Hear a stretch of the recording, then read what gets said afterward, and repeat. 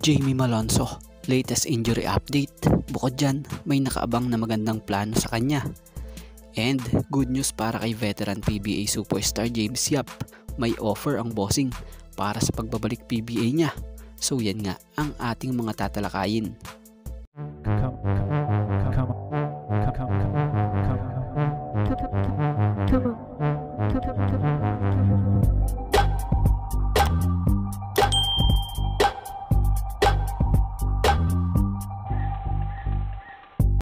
So kamakailan nga lamang ay pumutok muli ang pangalan ni James Yap sa mundo ng basketball matapos tugunin ng Ross ang kanyang kahilingan. So kasalukuyang hindi nahawak ng Ross si James Yap. At alam nyo ba, after nito pumutok ang balita. Talagang legit itong si Sir Snow Badwa matapos niyang mag-post nitong nakaraan about sa may tatlong team na nakikipag-usap na rito kay James. Banda-banda dyan, naglabas na rin siya ng balita itong si Sir Snow na ayon sa kanyang sinulat niya sa spin.ph, credit po. At ito nga, inilabas niya yung isang team na Blackwater Bossing na may magandang offer itong team owner dito na si Sir Joseldo C. So ilan sa mga plano ni Bossing team owner next campaign ay makuha nila itong si James Yap. Dahil para sa kanya, sa edad na 41-year-old ni James Yap ay kaya pa nitong maglaro kahit nasa mataas na level pa. So kung tutuusin kayang-kaya pa nga raw po talunin ni James yung ibang mga manlalaro. At ang maganda, kung makuha nga raw ito ng bossing ay maaaring makatulong ito si James sa mga youngster ng team. At plano rin kay James Yap, kung makukuha ng Blackwater, ito ay bigyan talaga pa rin ng minuto sa court. 15 minutes or more na raw as long na kaya niya. So ganyan nga ako po katiwala kay James Yap ang team owner na ito ng bossing. At sure din ito na magiging asset nila ito para sa kanilang opensa.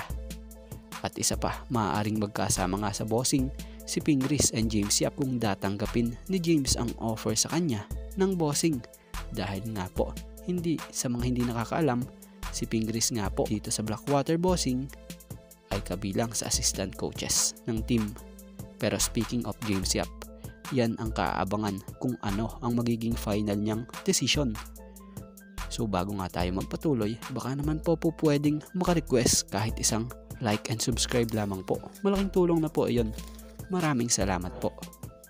So proceed naman tayo patungkol sa latest update sa injury ni Jamie Malonzo ng Barangay Ginebra.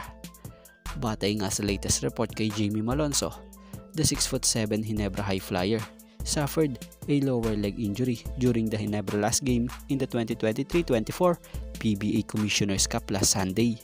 So sa nangyaring ito sa third quarter ng laban kontra SMB sa Game 3 semifinals, kapansin-pansing lumakad pa ika-ika si Jamie. So sa puntong ito ay bigla na lang upo at di na niya nga po kinaya. So sa nangyaring ito maraming Ginebra fans ang nabahala, maging ang Gilas fans. Kung natatandaan nyo si Jamie ay parte rin ng 12-man Gilas pool na binuo ni Coach Tim Cone.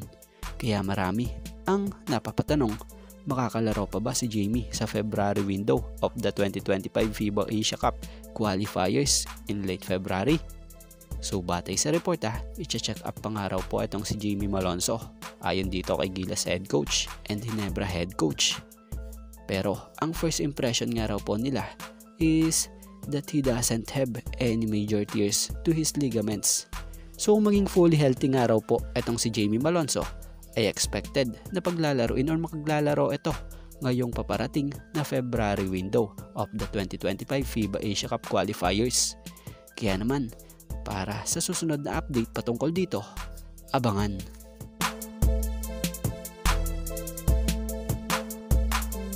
So dito naman tayo, mag-shoutout naman tayo mga ka-teammate. Shoutout kila Rak Efelier Dumo,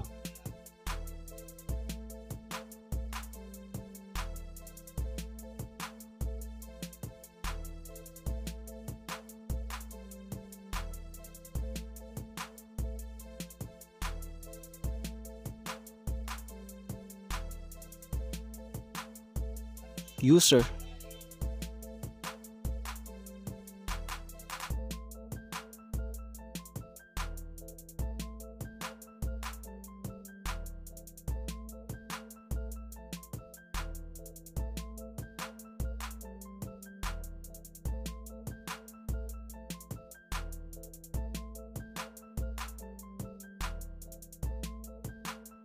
Nestor Villaflores,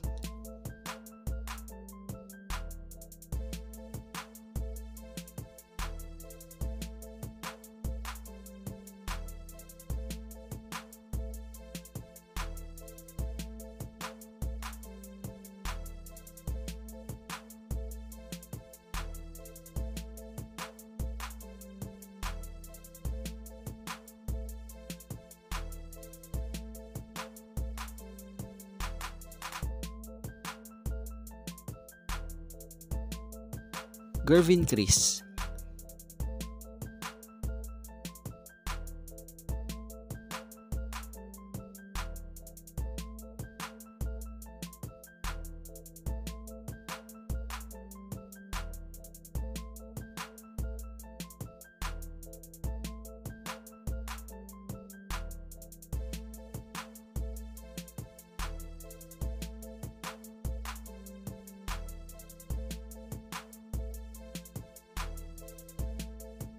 Junila Lotaya,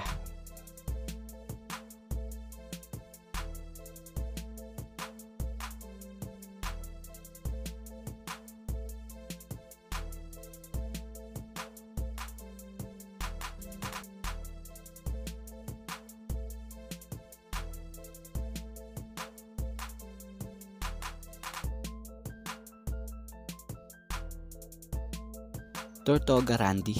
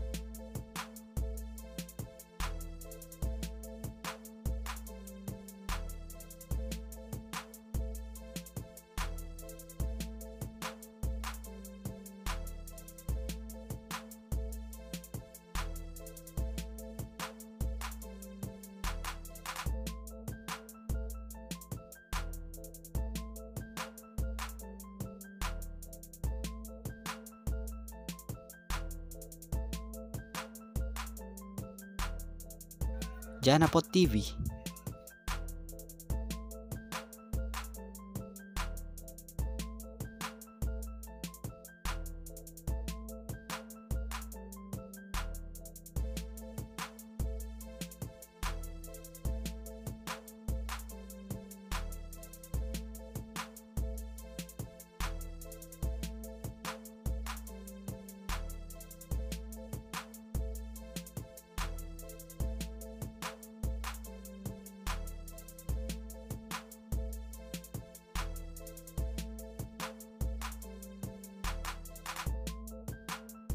and Ronald Berbosidad.